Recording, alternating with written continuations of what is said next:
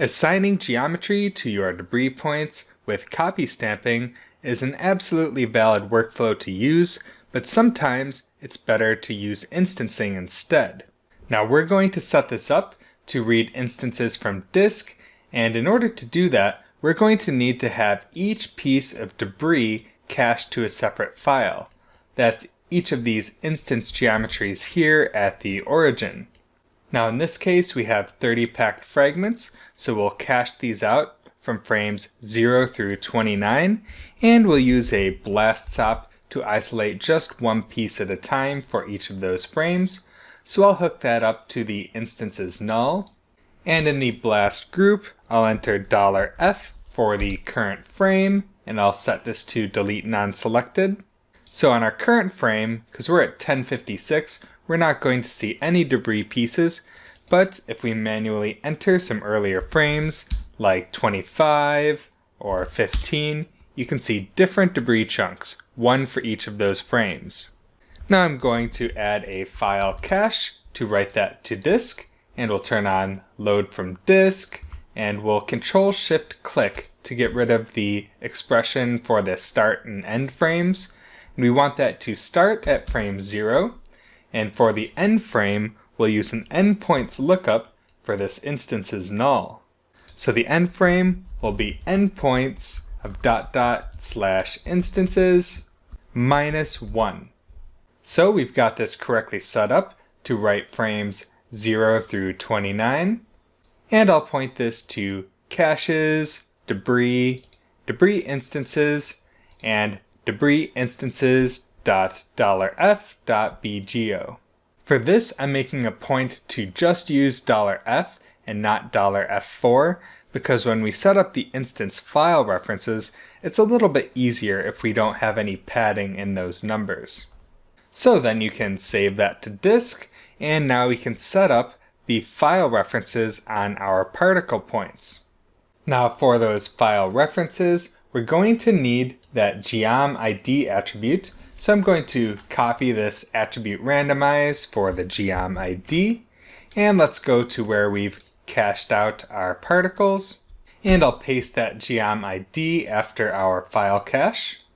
And to make sure that this geometry ID stays constant on all of our points, especially if we start killing points in the DOPNet, we want to set a seed attribute. So if you go to the options on the attribute randomize, you can turn this seed attribute on, and this will default to the ID, which is what we want for this particle sim. You can see we have this ID attribute already set from our simulation.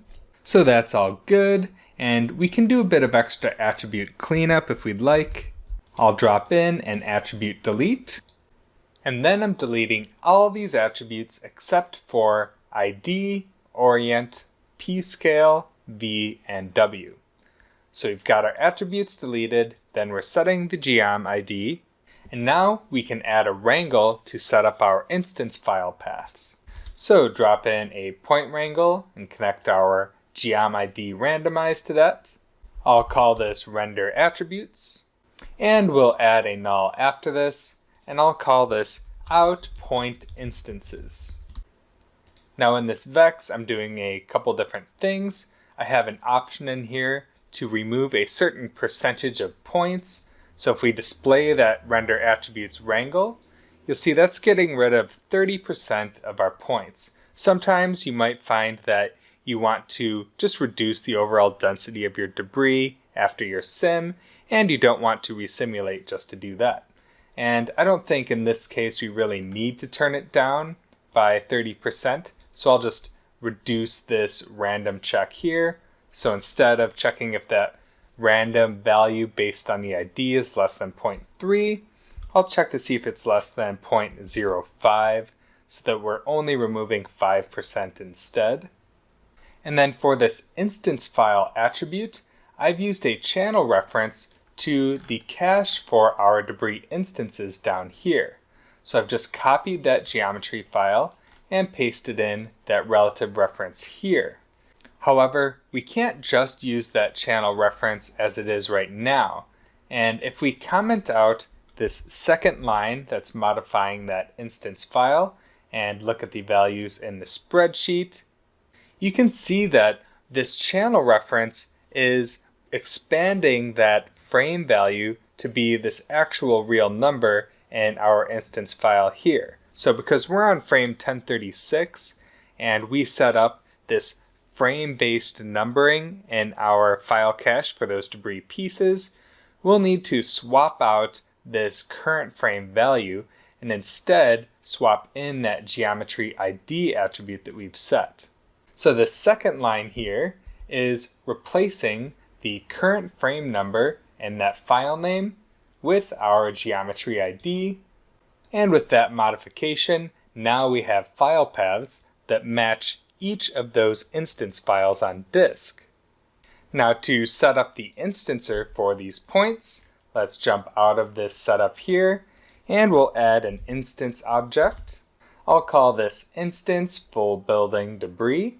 And then if you dive inside there and delete this add node, we can object merge in the points that we've just set up. So we'll point that object merge to week 6 building debris and then out point instances. And now inside this instancer, you can only see those point particles and not the actual geometry. But if we jump outside of this actual instance object, then you can see all of the actual geometry displayed here. Now I'm going to set my updating to manual for a moment and then go into my post-sim tweaks so that we can see this in context with our actual geometry. I'm going to set up a display merge node and I'll connect our out final fracture to this display merge, and we'll grab our out static building as well and connect that here, and I'll just call this display, and we'll set the display flag on that and jump out of that geometry section and turn that display on. Then we'll flip to our render camera, and in order to see our instance particles a bit more clearly, we might want to set up a darker material. So let's jump over to the material context, and we'll create a principled shader, and you can turn this value down to be pretty dark, and I'm going to raise the roughness a bit, maybe turn the reflectivity almost all the way down, and we'll just call this temp dark.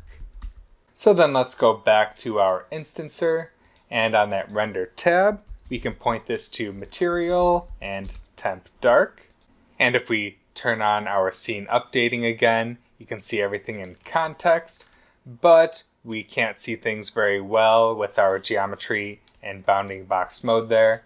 So if I go back inside week 5 post-sim tweaks, I'm just going to drop in a packed edit with display as set to full geometry, and we'll drop that on our fractured geom. And here's the flipbook of that instance debris simulation, and it's adding quite a bit of detail, and it fills out some of the emptiness of the RBDs nicely. I still feel like this could use some tweaking. You know, this is really just a first pass at the shot. Some of these stray debris particles that are flying pretty far from the building could get cleaned up. You could use some more limiting on those particles, or you could just clean them up post-simulation. You could detect which pieces fly too far away from the building, and then delete those IDs. And I think we could also use some larger pieces in our debris layer as well, and it's okay for those sizes of the debris to overlap with the RBD sizes a bit. It's not super strict where you have to have all of the debris particles smaller than your fractured geometry. And as I've said before, I wouldn't spend too much time trying to get every layer absolutely perfect, because we'll be adding dust to this very soon, and that will cover up a lot of the detail in here. But you will still see some of it, especially once we start using the RBDs and the debris for holdouts in the dust. All of these layers of detail will add up nicely.